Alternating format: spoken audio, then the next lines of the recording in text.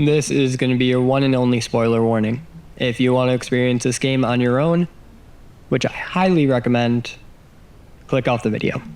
Second, this game is still in early access, which means it's not complete, and anything you see in this video is subject to change.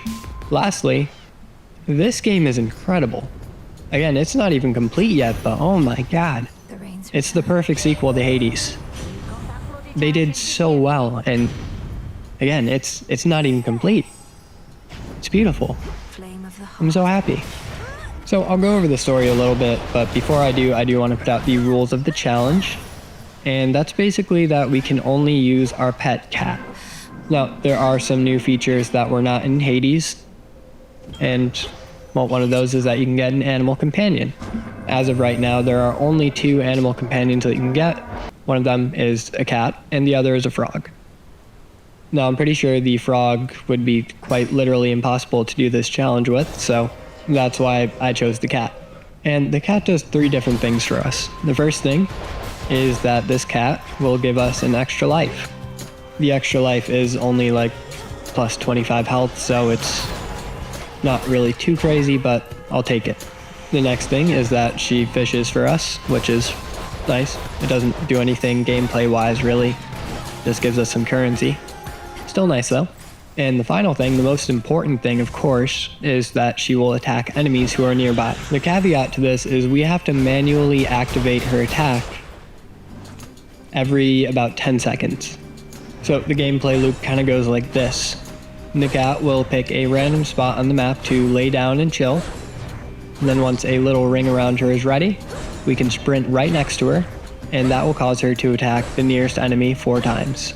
These attacks do about 99 damage each, so roughly 400 damage per activation, which is actually pretty good, but again, we can only activate her about once every 10 seconds, and she's very inconsistent about who she attacks or like getting stuck on objects, so yeah. And I want you guys to keep in mind that a normal playthrough of Hades 2 is only supposed to take about 30 to 40 minutes. And then just watch the timer on the top right hand corner of the screen. Just 30 to 40 minutes, keep that in mind. So it's important to note that I choose to focus on Hephaestus as my god of choice and as the one that I get the most boons from. Okay, with all that housekeeping out of the way, we're finally ready to actually start this challenge. This run is basically dead if we don't get Selene's boon first. And a very specific boon, so I actually had to reset about 30 to 40 times before I got the right boon, and that took a while on its own, but the specific boon that I'm talking about is called Moon Water. And what that does is it gives us an ability known as a hex, and in order to use our hex, we have to use a certain amount of mana per room that we're in. I believe this one is like 70, so we just have to use our special attacks and then we can use our hex, but regardless, all this hex does is restore a portion of our health. It starts off at 25, though you can increase it with upgrades, as well as increase the amount of hexes that you can use. Right now we can only use 3, and they only restore 25 health. So yeah, that boon is an absolute necessity. And I will mention one other thing before I start narrating the actual run, and that is I am allowing the use of ghosts or specters, whatever you want to call them. So occasionally in rooms you're going to see me sprint into ghosty boys that are on the corners of the room, and they'll attack random enemies. There really aren't that many. I think there's only like 3 or 4 rooms where I actually get to use them in, and they don't really do that much damage either, so I just thought it would be fun, because why not? But yeah, I mean, it's up to you guys if you want to call that challenge failed or not, but I personally was allowing the use of them because they're cool. Okay, so let's get to it. The first area of the game is not really that difficult. Obviously, it still takes a while because we have to keep reactivating Toula. Her name is Toula, by the way. That's the cat. And her attacks do take a while to charge up, and they sometimes miss, but I mean, she does a decent amount of damage. She one-shots these little ghosty boys right here, and she can actually hit multiple per attack, which is really helpful too. But again, she does get stuck on objects a lot, as you can see right there. But all we have to do to reset that and fix it is just reactivate her. So it just takes an extra 10 seconds. Not too bad. These freaking banshees are really annoying though, because they're always moving around, which means Toula has a hard time hitting them. And they just don't stop coming at us. They're probably the only annoying part about this first area. All the other enemies, super easy. Just requires patience. But yeah, the banshees are kind of rough. Anyway, again, I chose to focus on Hephaestus because he has a lot of really helpful boons for this run. For example, most of his boons revolve around armor, which is exactly what it sounds like. It just allows us to take a few hits before we actually take damage. Super helpful. He also has some that revolve around us gaining more health, and one of them that's really, really important, actually crucial to this run, is whenever we take damage, we restore our mana. And if you remember Hades 1, you'll know that you can change and pick your weapon. And the weapon that I chose is very, very, very special. And that's because it is the only weapon in the game that can restore your health. And all we need to do to restore our health is use our special attack and have it hit us, essentially. Oh, this is it, by the way. Hang on. I have to reset a couple times, but right there, that boon that I just chose, we get 10% damage resistance, and we restore mana when we get hit by an attack. But again, all we need to do with our weapon is use our special attack, aim it at like a wall or something, and whenever it hits the wall, we restore 5 health. And we can only do that up to half of our max health. But essentially that means with the Hephaestus boon where we take damage, we have infinite health, because we can just take damage, restore our mana, and then restore our health back. Again, absolutely crucial, because we are going to need as many extra lives and extra health as we can possibly get for the final boss battle. And speaking of boss battles, we have the first mini boss right here, and it is a weird snake vine ghost thing. I don't even know what to call it, but he has a good bit of armor, which is annoying. It takes a little while to chunk him down, but Toula does eventually take down his armor, and then once his armor is down, he can be stunned, which makes him a lot more easier to deal with. So yeah, after honestly not too long, Toula can deal with this guy, and well, with one last barrage of scratches, that's the first mini boss. So we do get another Hephaestus boon from this boss, and what we take from him is Uncanny Fortitude. And what that does for us is it increases our max health based on the amount of mana that we have. So more mana, more max health. Super nice. So we started off pretty strong already. We got 2 out of the 3 Hephaestus boons that we want. The only other one that I actively want from him is one that gives us armor every time we enter a location. But we continue to make our way through the forest, and we get a Daedalus hammer. Now, this doesn't help us out in the slightest, so we can really just take any of these and we'll be fine. And again, if you look at the timer up there, we're already about 11 minutes in, and we're not even through the first area. Keep in mind, we're supposed to be a third done with the game at this point, and we're not even close. We do run into Nemesis though, and she... A little bit of spoilers here. She's kind of a jerk at first. She is the goddess of revenge after all, so she can be mean, but we eventually learn that she's not too bad after all. She's kind of nice. She even gave us some armor, so we appreciate that. So I think everybody knows by now that cats really do fight outside of their weight class. They just do not care. They will take on any animal. I've seen videos of cats chasing away bears and deer. It's so funny. They really do believe that they are the kings and queens of this world and that nothing can stand up to them. And they are fierce warriors. And none exemplify that better than our little Toula up here. She's a lovely kid. So far, this first area isn't really bad though. I did do one practice run before the run that you guys are seeing here. And with that run, I kind of just went to see if it was possible. So in my practice run, I would still occasionally use my weapon just to speed things up a little bit and just to, you know, get practice against the bosses and see if Toula could actually handle them by herself. So when I actually attempted this for the first time, not using my weapon, which is what you're seeing here, I did not expect it to take this long, but it's okay. Toula is amazing, and this is probably one of my greatest achievements so far. like ever. But we do run into Charon and we grab a boon of Poseidon. And with that, we just grab something that boosts the amount of gold and currencies that we get from random rewards. And after we talk to Karen, we run into our mistress Hecate. Or Hecate. Hecate? I think they say Hecate in this game. But again, she is our trainer, and she's basically just here to test us, make sure that we're powerful enough to continue on. And she has a couple of different attacks that she can use, the main one being throwing fire at us like you just saw, and then she'll do this thing where she goes into 3 copies of herself, and one of them is real and we can damage it, but the other 2 are false copies, just illusions, and we can't do any damage to them, so I normally just wait until after those copies go away to let Toula attack. Luckily by this point in the game we actually have a solid amount of health. 117 is really good for right now, so we don't need to worry too much about taking damage, and of course if we get below half we can always heal right back up, so I don't want to spoil anything, but we really aren't in too much danger.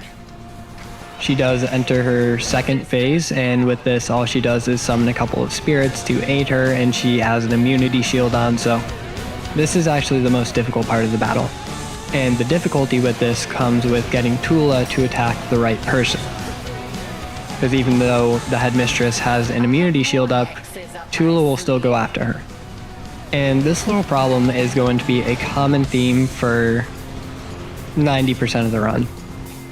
It's going to cost us a lot of time, and you guys are going to see that coming up soon. I shudder even thinking about what I had to go through. Oh god. But I mean, it hasn't taken that long so far, and she's already more than half dead, so Toula's doing pretty well right here. We push her into her third phase, and to start this off, she tosses a little ball at us, an orb, and that orb turns us into a little sheep right there. So we just have to avoid any attacks for as long as we can, and then we will eventually turn back into Melinoe. Luckily there was that tree to hide behind, so we are fine. Also, very luckily, Toula was chilling right next to these spirity witch ladies, and she actually attacked 3 of them in one go. Super helpful. I also learned that if you start chasing the spirit ladies, they will back up. So I used that to position them closer to Toula so that she would be more likely to attack them.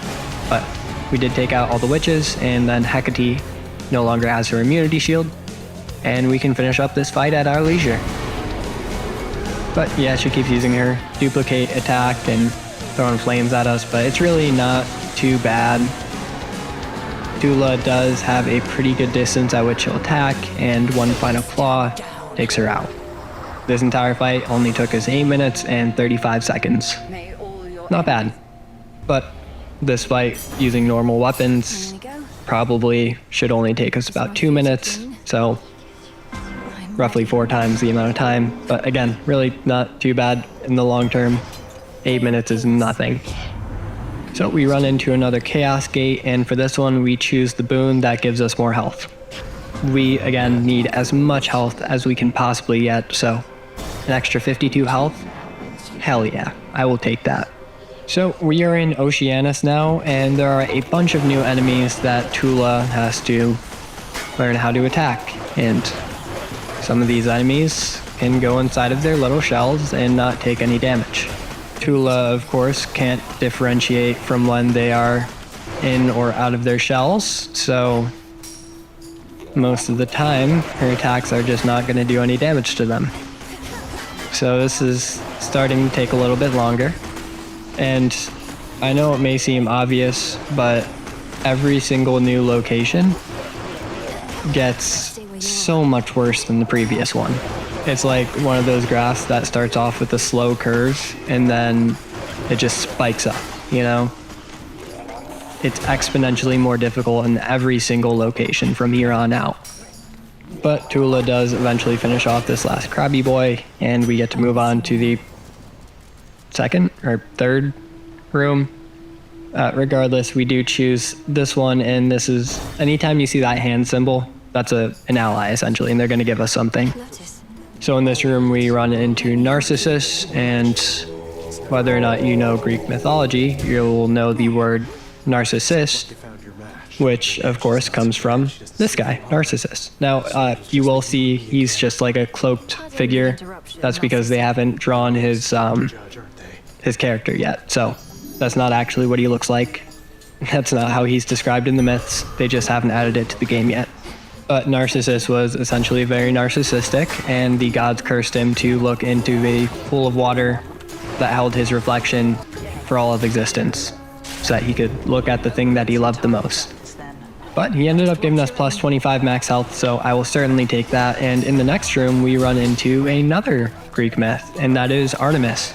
In this game, Artemis will randomly pop into encounters and just help you out, start sniping these enemies, and God, it was so nice. Toula, of course, is handling things like an absolute champ, but having some extra help is always nice in this challenge. This sped up this room exponentially. It saved us so much time just having Artemis take some of these guys out occasionally. Yeah, again, this crab guy is super annoying, but he's not even close to the worst enemy that we're going to fight in Oceanus. So the best part about Artemis showing up isn't that she just helps out, it's that she gives us one of her boons as well. Super nice. It's a 2-for-1 deal. And the boon that we decided to take from Artemis is called First Blood, and it just means that any enemy with above 80% health or armor has a 10% chance to take any critical damage. Which is good because Toula can activate this critical damage. There was one or two other boons, I forgot what the other one was, but one boon from Artemis just allows any enemy to take critical damage at any time, and it's only like a 4 or 6% chance, but that would have been really nice. And there's one other that increased the chance of critical damage, but we do pick up an Apollo boon from Charon over here, and what we grab from him just makes it so that our cast right here, that's the little circle, it increases in size, and you can see that right there. And the cast, by the way, for those of you who don't know, all it does is slow down enemies who are within it. So you can see that right there, they have trouble moving, and it doesn't do any damage. That's why I'm using it. It just makes it easier for Toula to hit her enemies. And yeah, we did really want that boon from Apollo, so I'm really glad that we got that. And there is one other Apollo boon that we want, and that is one that allows us to, I forgot what the keyword is called, but it essentially blinds enemies. Oh, it's called Dazed. And what Dazed does is it makes it harder for our enemies to hit us, so sometimes when we get attacked, their attacks will miss. So, really nice, super helpful to have. Any damage that we can avoid is great. But the most annoying thing is on bigger areas like this map, where enemies will just run away from you, and then Toula will run to the other end of the map, making it extremely difficult for her to track them. So, like with the witches in the Hecate boss fight, I learned that you can chase this guy over to Toula so that there's a better chance of her actually attacking him. Again, our biggest problem in this run is Toula not attacking enemies because they're too far away, or because she runs to the opposite side of the map. And this problem, again, is only going to get worse with time, and you'll see that soon enough. Toula does eventually claim her mark, and we get to claim another Apollo boon. And we get exactly what we wanted. What this does is it increases our sprint speed, and it dazes opponents when we sprint next to them. So again, daze. Just like a 10 or 20% chance, I think, that enemies will just miss us if they attack us. Super helpful. Now, the next room was pretty easy, that's why I'm only showing the end here. The only problem was that Toula would occasionally run to the wrong side of the little pool here, and she wouldn't be able to attack the snaky boy. But eventually she did come to the right side, and we finished it up. And right here we get another Selene boon, and what we take from this is the ability, well, we take a couple things. One of them is to increase the amount of uses that we can get out of our hex. And the other one, the main one, we really needed this as well, is that every time we drink from a fountain, we get our hexes back. Not only that, but if we already have hexes stored up, it adds to that stack. So let's say we have 5 hexes right now, we drink from a fountain, and we'll have 10 stacked up. And again, we want to get as many of these as possible. So Really glad that we got that boon. But we are finally at the second boss fight. And I both love and hate this boss fight. I think it is such a cool idea to have a band, and then, slight spoilers, you'll see this in a minute or two, but every time you take out one of the band members, their instrument stops playing. So, like, we take out the drums and then there's no more percussion in the background of the song that they're currently playing. Take out the guitarist and there's no more guitar, it's just a singer. It's so cool. I love it. So unique, so beautiful, and the song is awesome. Spoilers, this boss fight took me forever, and I never once got sick of the song. It's so nice. So I love that part of it. Again, the part that I hate is that it took me forever with Toula. Oh god. Oh, you'll see. You'll see. But, so they all work in concert. It's kind of a pun, do you get it? Because they're musicians. Get it? But they all work in concert to attempt to attack us. The drummer causes these big AoE attacks that we have to dodge, but they're not too bad. The guitarist charges at us, and then the singer will toss ranged attacks at us, essentially. And that's another thing that I love about this fight, is they have every range of attacks that you have to face. They have the close range charger, they have a mid-range, like, I don't know, wizard, the shell girl, and then they have a long-range drummer, which is so cool. I just love that you have to dodge close, mid, and far range attacks. That wasn't even sarcasm. I think it's a really cool concept. Oh, so you might be wondering who these people are. So as you can see on their boss name, they are called Scylla and the Sirens. And if you know what sirens are, I'm sure you do, they're essentially just mermaids, but like the dark kind of mermaid. Sirens, much like mermaids, masquerade as beautiful women. The only difference is they sing these amazing, beautiful songs that will make you see your deepest, darkest fears, and then they will incapacitate you and eat you. So, yeah. Those are the sirens. Scylla is a bit more famous though. So Scylla in Greek mythology actually came with a counterpart as well, known as Charybdis.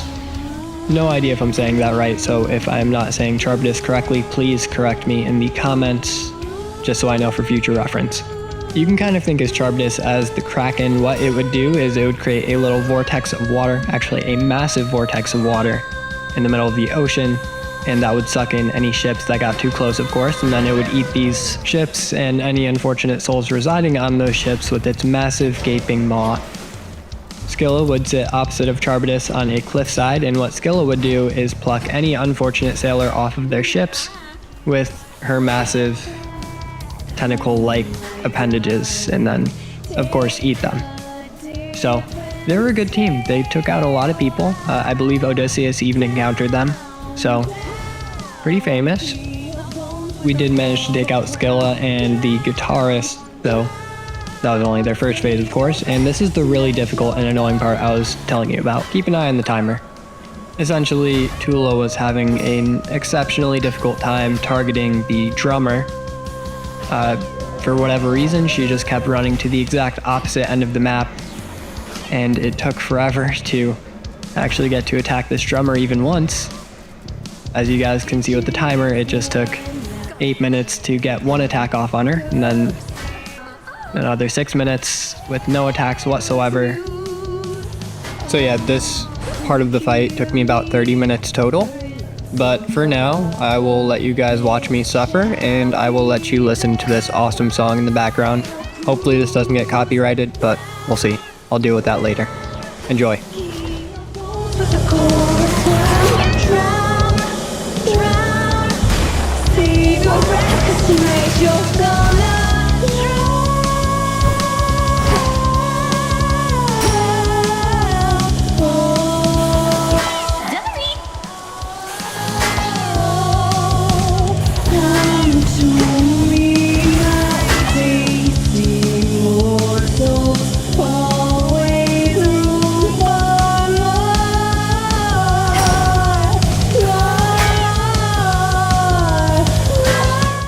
finally get another chance to attack her.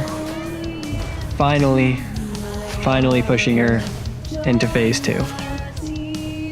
Again, that was about 30 minutes of just trying to attack that one drummer. And within 30 minutes, Toula only hit her 4 separate times. So I did come up with a plan while I was suffering, and that plan was to get all of the enemies in one spot. And since the drummer can't move and the other two can, I figured I would try to get them all sitting right next to the drummer. That way, not only can we deal damage to multiple of these baddies at the same time, but this will save us a lot of suffering if there is a phase 3 that we have to deal with. So yeah, it is so much more fun when all of them are attacking as well. If you're just like lazily dodging one person for 30 minutes, it's very tedious and mind-numbing. But if you have to actively dodge all 3, it really keeps you on the edge of your seat, you know? And like I've said many times, we're trying to keep as much health as we possibly can. That's why we keep restoring our health right here. So finding time to restore our health as well as dodge every single attack that's coming at us, it's a very active boss battle, and I really like that. Again, this game, they just did so well with everything, especially the boss battles. But we continue to plink away at the armor of Scylla and the sirens, and well, I'm just glad that there's a really nice song playing in the background. Again, not even sarcasm. Even though we've already been in this fight for 30 minutes, I'm still not sick of hearing this song. It's really good. It's so cool. I love how they did this. I have nothing but positive praise for this early access game. But if you guys look at the timer, you'll see that we're already an hour and 21 minutes into this run. And remember how I said these runs are supposed to only take about 30 minutes? Yeah. We're certainly getting there, and we're not even halfway done with it yet. We did manage to take Scylla into her 3rd phase, and she has a little immunity shield until we deal with the other 2 band members, so we're gonna have to take them out before we can fight Scylla one more time. The best part about this is that, again, we are trying to get Scylla to enter her 3rd phase right next to the drummer. That way, it'll be a lot easier to attack the drummer this time, so it all worked out pretty well, for sure. And since the guitarist follows us around everywhere, we don't have to worry about Toula not attacking her, because we can just lead the guitarist to Toula wherever she runs in this medium-sized map. And now right over here, we are going to finish off the guitarist, and that just leaves the drummer left, as well as Scylla's 3rd and final phase. Guys, we're almost done with this. After a couple more minutes, we take down the drummer's health, and, well, time for phase 3, baby. Now, I was a little bit worried about phase 3, and that's because Scylla will spawn in a bunch of little fishies. My first time doing this, I was worried that it would be infinitely spawning fish until we took out Scylla. But thankfully, that theory was disproven because eventually they do stop spawning in. If they did spawn infinitely, it would just be difficult to get Toula to attack Scylla, and I mean, I'm sure eventually we would have been able to finish it, but probably would have taken a lot longer. And then Scylla's last resort is to summon these little water cannons, I guess you would call them. And the water cannons actually push her, which is kind of funny, but that's the only attack she can do from here on out. So all we gotta do is be patient and wait for Toula to finish the job. Toula uses rest to regain maximum HP, and due to the 6 sand attacks that we used earlier, Scylla is at -6 accuracy and can't seem to hit us with a single water gun, allowing Toula to use one more stab, not very effective, Fury Swipes to finally finish off Scylla and the Sirens, sending them straight back to the Pokemon Center. That fight took us 46 minutes. Show's over. 46 minutes. 46 minutes. And that's not even the longest fight that we have in this freaking run. So in the next room, we are allowed to swap out our little god souvenir, and we decide not to. We want to keep the Hephaestus on because we want the armor boon where we get armor every time we enter a new room.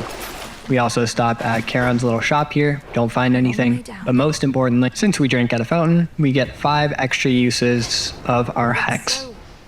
So we have 10 total right now, haven't used a single one yet. Haven't used a single Death Defiance, and we're looking good. That is until we get to here. If you'll notice, look at Toula. Look at her. She's stretching. And what does stretching signify if you've been paying attention to her? It means that she's about to lay down. And if you'll also notice, this is a very, very, very large arena. And this entire set of locations all have these very large arenas. Toula doesn't follow us. Toula does not follow us in this area. Furthermore, every time she does a single attack, there is a chance that she will literally run to the exact opposite end of this arena. Like right here. She didn't detect any enemies, so she just started sprinting away to a random spot. We couldn't even see her. I didn't even see where she went. We don't know where Toula is in this massive arena right here. Our only way to attack is missing. Thankfully though, after about 2 minutes of searching, I was just sprinting around in the last area that I saw her, which was around this little stone wall. And we did manage to run into her, activating her attack and allowing her to move on a little bit. Yeah, right there. There are 2 saving graces within this area though. One of them is that whenever we activate a new encounter, the enemies that spawn in will follow us around, so we can lead them to Toula. The second one is that the enemies that are just chilling around this area regardless, they're the ones that are yellow. Toula doesn't attack them, which is great because they're not part of the encounter, therefore we don't need to take them out. So there are 2 things that made this a little bit more bearable. Also, if anybody watching wants to attempt this challenge, I don't recommend it. It's not fun. It was satisfying to get as far as I did. Trying not to spoil anything by saying that, but it was satisfying to get as far as I did. But I don't recommend attempting this challenge. It's tedious and time consuming more than anything. It doesn't take skill, it just takes patience. Now, I honestly don't think I could lose to skill in the Sirens anymore if I tried, just because of how long it took Toula to finish them off. And that's not me dumping on Toula, by the way. She is doing an incredible job. This cat is phenomenal.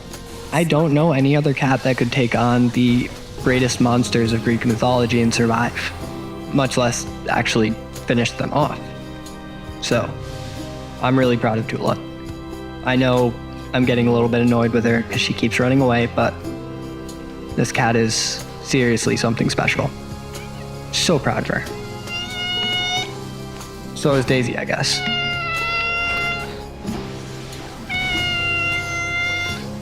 Don't worry, I still love you more than Toula, Daisy. But yeah, I mean, remember how I said that every new location would be exponentially more difficult? Yeah, you guys can see why. It just takes so long for each attack to even get off, and these enemies have more health than the previous location, and yeah, I was getting a little bit tired by this point, I'm not gonna lie. The craziest thing is we're not even halfway done. So in this room in this one specifically, there are 2 different encounters that we can do, that we have to do. There's one that just gave us 25 extra health, and there's one that we have to complete, which gives us a pomegranate. And just like the first game, the pomegranate just lets us increase the power of the potency of one of our boons. And each room within this location does contain multiple rewards and encounters that we have to complete in order to progress. Again, this one had the pom and the health, but most of them will have at least 3 different encounters that we have to complete. And for this pomegranate, we end up taking more potency for our fixed gain, which just gives us more mana every time we take damage. So, good enough. Right after this is the most important choice of the entire run. If you guys look, both of these have a little skull underneath them. That means they're both mini boss battles. One of these doors has a boss that is quite literally impossible for us to complete within this challenge. Thankfully, we don't get that boss, so the challenge is still good. But the mini boss battle that could have ended our run was essentially those little snake women that throw lightning bolts at us. It was a big one of those, and then 4 of them along the edges of the map. The problem with that is that the 4 little ones are on little islands, and Toula cannot reach those islands with her attacks, so we would have needed to attack them in order to progress the fight. So unfortunately, that would have ended our run. But very fortunately, we chose correctly, and we did not get the bad mini-boss. This guy does a lot of damage though. Yeah, this guy, he likes to dash a lot, and his dash attacks do a lot of damage. He also has a big little wind tunnel attack that does a decent amount of damage as well. Wait a second. Didn't he just have a little minion with him? Oh god, I didn't accidentally take him out, did I? Hang on, we gotta rewind this a little bit. Imagine getting absolutely blasted like that. Couldn't be me. Couldn't be me, man, I swear.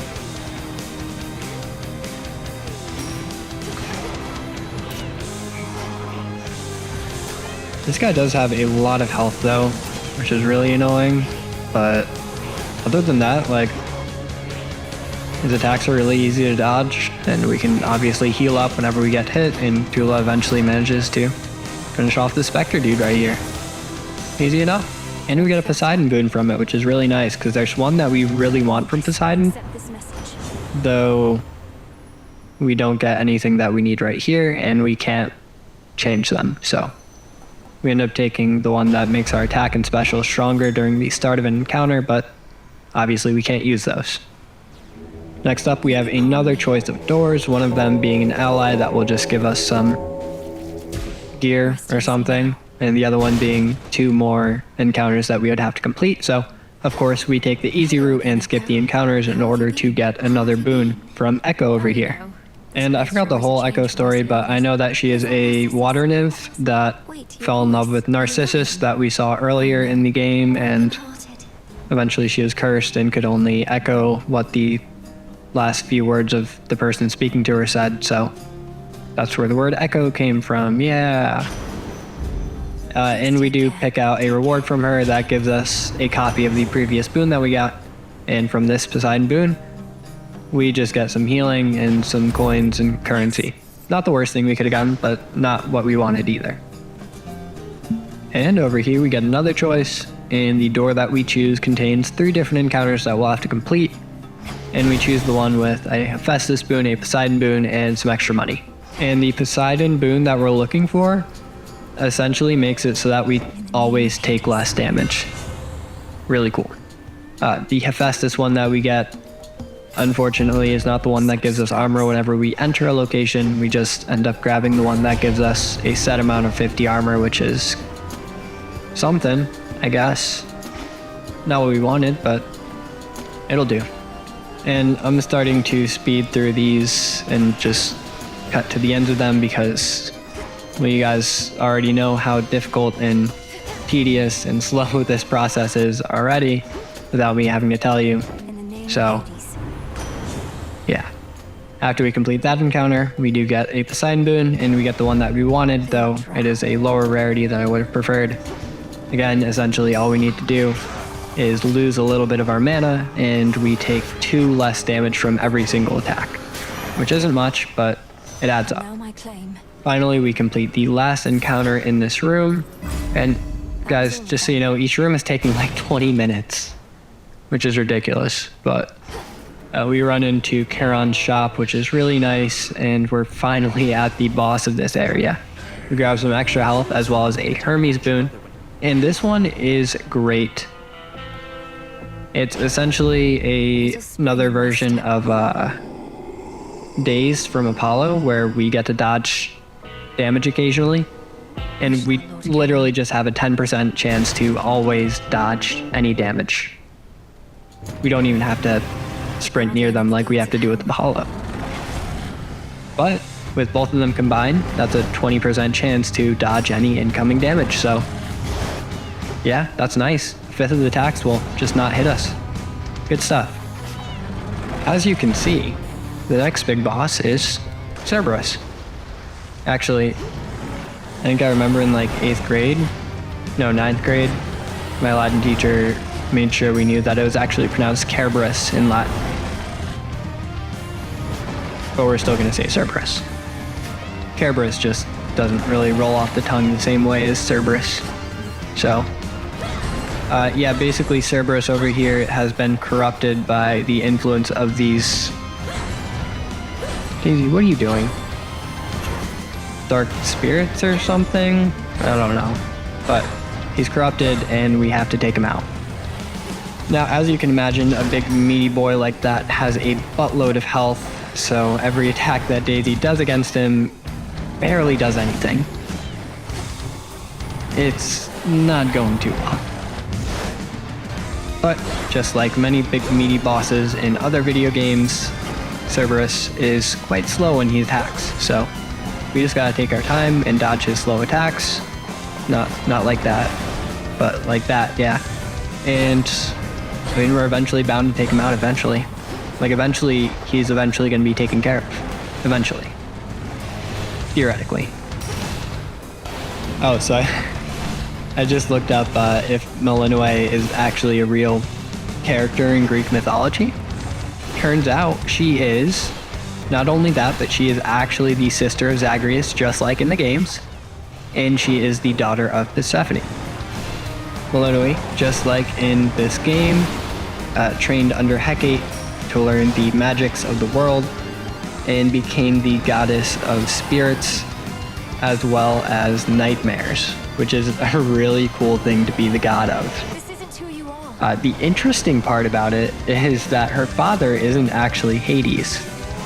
Turns out, and this is according to Wikipedia, so I don't know how true this is, but turns out Zeus had transformed himself into a snake in order to trick Persephone into thinking that Zeus was Hades, and then mated with Persephone, Melinoe being the offspring of that trick. Which is just so on brand for Zeus, by the way. That's so funny. And I doubt that they'll actually pursue this plot line within the games, but it's interesting nonetheless. I feel so bad. Hades always gets the short end of the stick in Greek mythology. He's one of the only, like, mostly nice gods in the actual myths. Most of them are just jerks, but Hades is kind of just chilling, minding his own business, ruling the underworld and taking his job seriously, whereas Zeus just sleeps with anything that breathes. It's just so funny. Greek mythology is wild. It's so unfair. Hades is always portrayed as the bad guy in any pop culture reference to Greek mythology. Like in Hercules, for example, the Disney movie, he's the one that's trying to overthrow Olympus, when in real Greek myths, I don't think he's ever actually tried to destroy Olympus or the Olympians. Hera is more evil than Hades. Hera has done so many more despicable things. So is Zeus and Poseidon. But he's always seen as the bad guy just because he's the king of the underworld. Hera, for example, famously made Hercules go crazy and murder his entire family just because he's the bastard son of Zeus and Hera was jealous. Like, that is genuinely evil. Hades has never done anything that evil. I can guarantee you. Though if I'm wrong, prove me wrong in the comments. I would love to know more about mythology. But I haven't really talked too much about this boss fight, and that is because it's really not that difficult. Again, all of Cerberus's attacks are very slow and easy to dodge, so before long we whittle down 99% of his health, and we're just waiting for one last opportunity to attack. Toula dodges one last fire punch, and with one stab, not very effective scratch, she finishes off Cerberus, transforming him back into his normal form. He's so cute. I love his little green noses. It's such a cool little design aspect. Such a cutie. I want to pet Cerberus. And just like that, after nearly 3 entire hours, we are finally on to the last area. This last location is Tartarus, and it is where, well, the first Hades begins. We fill up our health at the fountain, check Charon's shop, which we don't find anything there. And then the last thing that we do is we grab the little silken sash. That is Arachne's souvenir, and it just gives us like 2 or 3 armor whenever we enter a new room. So, you know, it's something. We don't really need any more Hephaestus boons at this point, so why not? So Tartarus has an interesting aspect to it, and that is being able to take the express route. It worked. And what that does is, well, exactly what you think it does. We still have to fight enemies within the express route, but it does save us a significant amount of time. We just don't get any rewards for taking it. Now, you'd think that this would make it significantly easier and quicker than the previous area, but it doesn't. Remember how I said each location gets increasingly difficult? Yeah, we've nearly reached the peak of difficulty within this challenge. Nearly. This location almost broke me. But it wasn't necessarily the location itself. I mean, it's fine. It's one of the enemies that spawns in the rooms. And I'll tell you one. I'll tell you which room I almost broke my controller and cried, but we're not there quite yet. For reference, if any of you know anything about Destiny, you'll know that whenever day 1 raids come out, people will spend hours upon hours trying to complete it, and I did a day 1 raid one time. It was Wrath of the Machine in Destiny 1, the last raid to come out in Destiny 1. That was the only day 1 I attempted, and we were quite literally playing that game for about 18 hours straight, losing encounter after encounter after encounter. So many attempts, so frustrating, especially having to count on other teammates who also didn't know what they were doing. None of us knew what we were doing. We were figuring out as we went. We kept losing for 18 hours straight. That did not break me nearly as much as the next couple rooms did. Now, this room right here wasn't too bad, though it did introduce me to my worst enemy ever. Dinkelberg. And I'll show you more of him when we get to the next room, though this one we get a little break, and we get to see Cerberus. Cutie. We try to pet him, but I guess he's a little bit salty about being soloed by a house cat. That's wild. And we do get to talk to Hades, who gives us something incredibly, incredibly helpful. I don't know if the run would have been possible without this.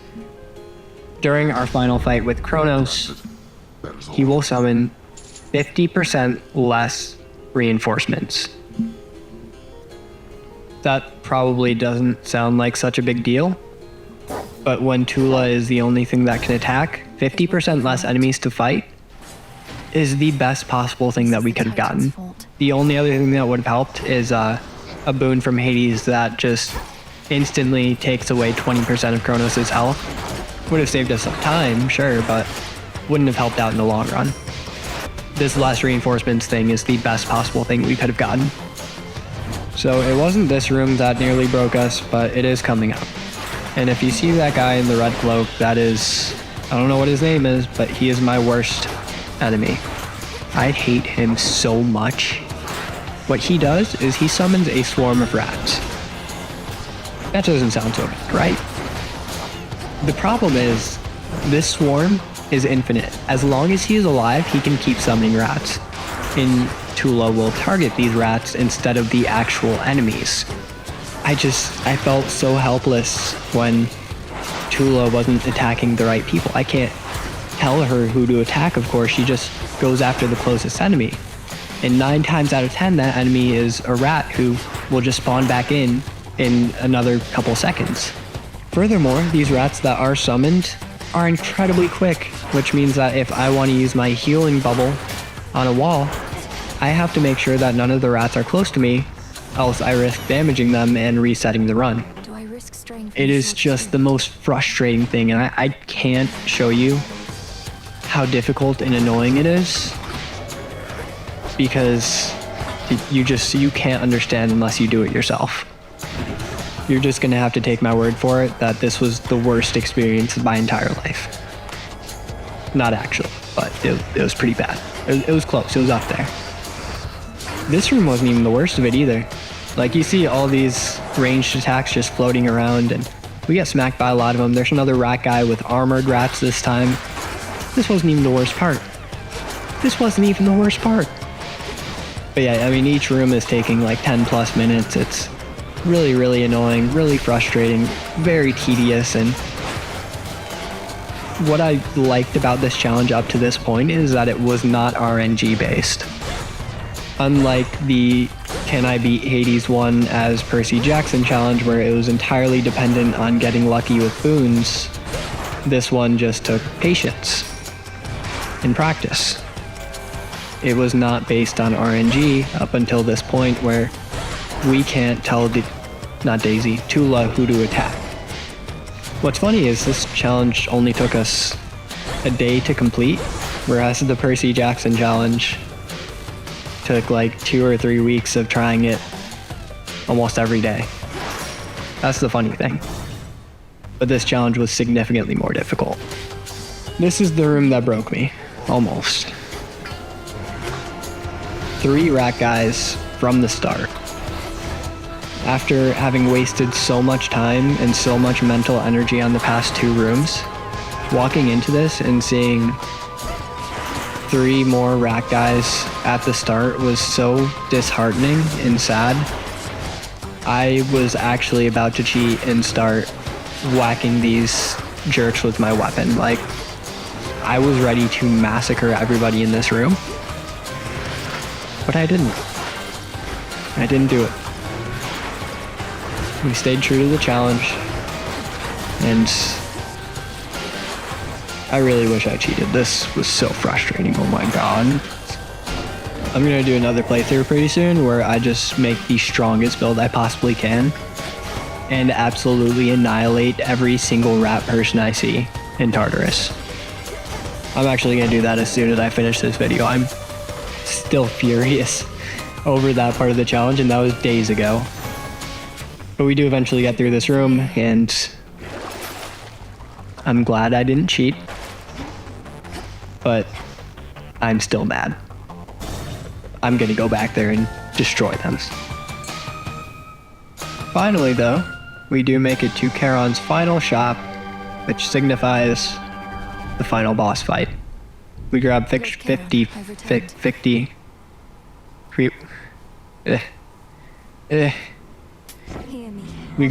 extra health and a boon of Hephaestus. This one doing nothing for us. It just makes us impervious for the first 8 seconds of the encounter, but we do get a fishing spot. Look at Toula. She's so cute. She just caught a fish for us. I love her so much. It's time for the final boss. For reference, this final boss fight is longer than the entire video up to this point. You yet persist. See? The green is what I have for the rest of the video. The blue is just the Kronos boss fight. By what right did you take the other members? Why? Because they oppose. Except you have The worst part is, again, since Kronos is the Titan of Time, you can't pause. The developers put that in on purpose. Every time you try to pause, he's like, your powers are formidable, but no. Or like, nice try. Not happening. Something like that, you know? Oh my god. Just sitting here and trying to fight him for an hour was so exhausting. Thankfully, these guys do look like the rat guys, but they don't summon rats. If they did, I was actually going to cry. But we got lucky.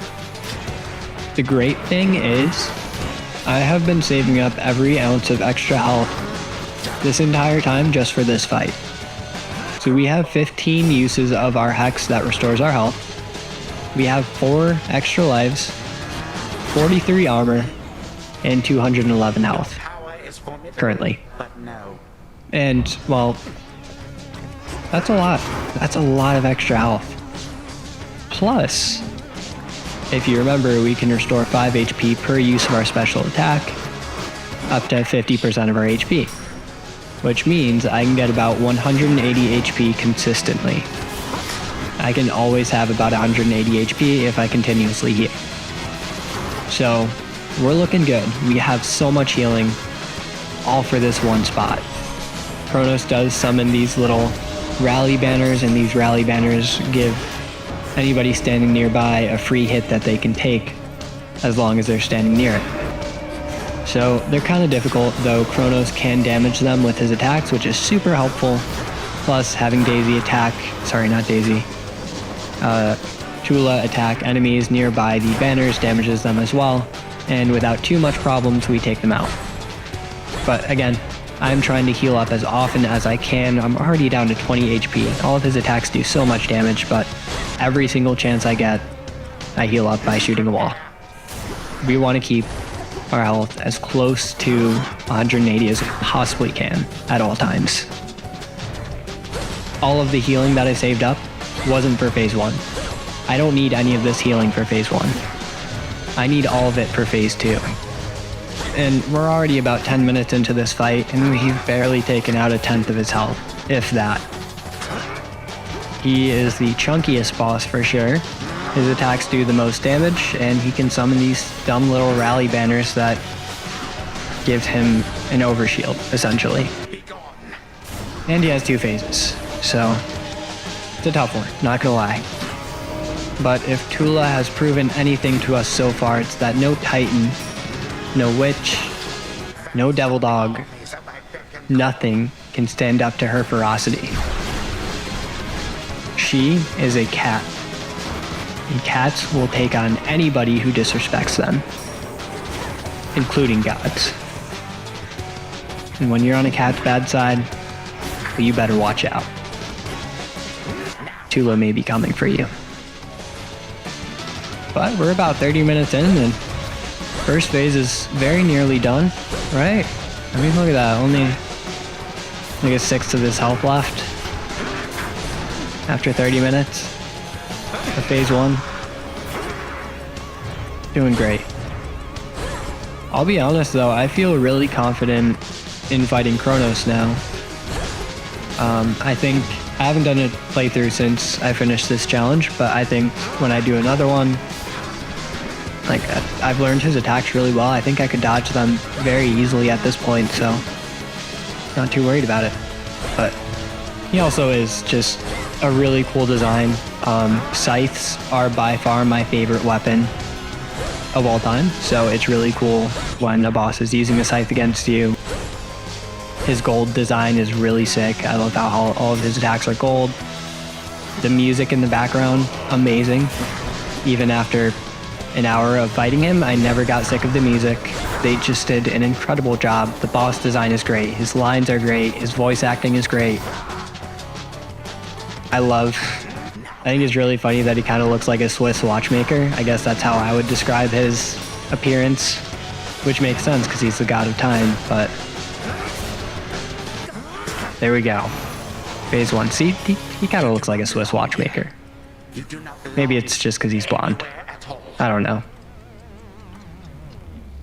See, I don't personally find his voice intimidating though.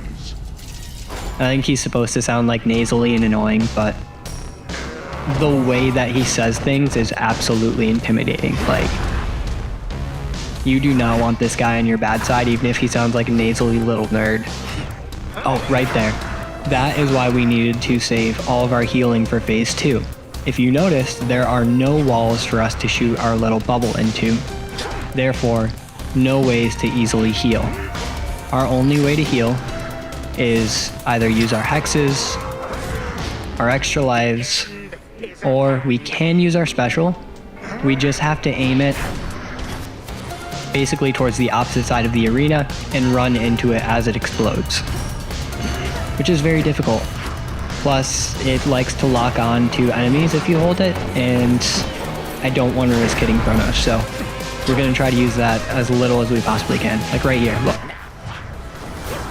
That's the only way to heal, other than using our hexes. And it's risky because we can't focus on dodging attacks while we're doing that.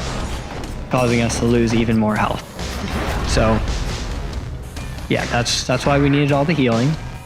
I do think that Kronos has less health in phase 2 though. It at least looked to me like Toula was doing a little bit more damage than in phase 1, but I don't know for sure. In this part, okay, when I did my practice run, this is where I died. Right when he summoned enemies, I lost all of my extra lives. And I had basically the same build. I had one less Death Defiance, I think, and I didn't save nearly as many healing hexes. And I also didn't have the Hades boon where it lowers the amount of extra enemies that he summons in. But yeah, when he summoned these enemies the first time I tried, that's when I immediately perished. So it was at this point that I began to use every single healing item that I possibly had, all of my hexes. I'm already down to 9, so I've used 6 just during phase 2 already. And by the way, every time that we use a hex, we need to recharge it, and to do that we need to use our magic attacks. So if you see me doing the little charge attack, that's why, because I'm trying to build up enough magic to use another hex. What was that, Daisy? Say it again. Intriguing. Kronos is very quickly sapping us of all of our health, forcing us to heal as quickly and as often as possible, charging up our hex and using it as soon as we possibly can. His attacks combined with those of his reinforcements are making it very difficult to dodge anything, and well, very difficult to activate our Toula attack as well. So it's tough. And at this point, we lost our first life.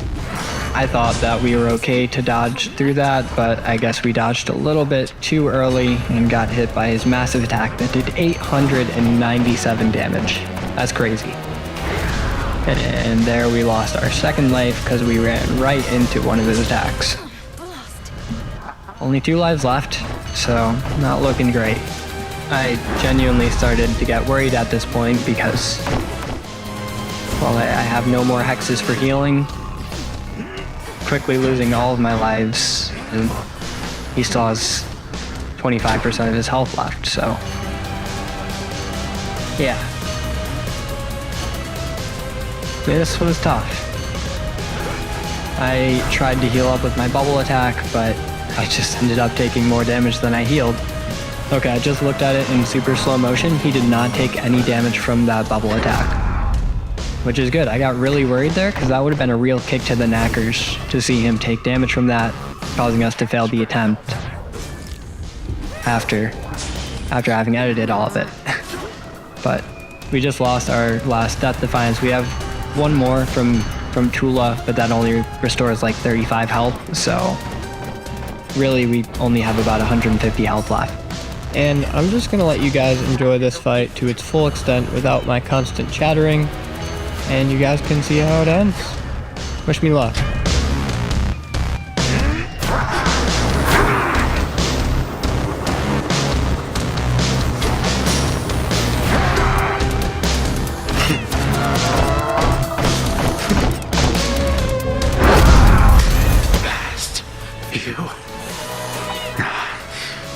This victory of yours shall be short-lived. I always shall return. We just beat the entirety of Hades 2 with a freaking cat. Look at that, Toula did over 187,000 damage. That's insane. 4 hours and 23 minutes. So much heartbreak and pain, but the satisfaction I got from finishing this up. This is my greatest achievement ever. I'm so happy. Thanks for watching, guys. I hope you enjoyed it. Let me know in the comments what other games you'd like to see a challenge on. If you want this to be just a Hades channel, I'm down. Just let me know what you want. I got you. Thanks for watching.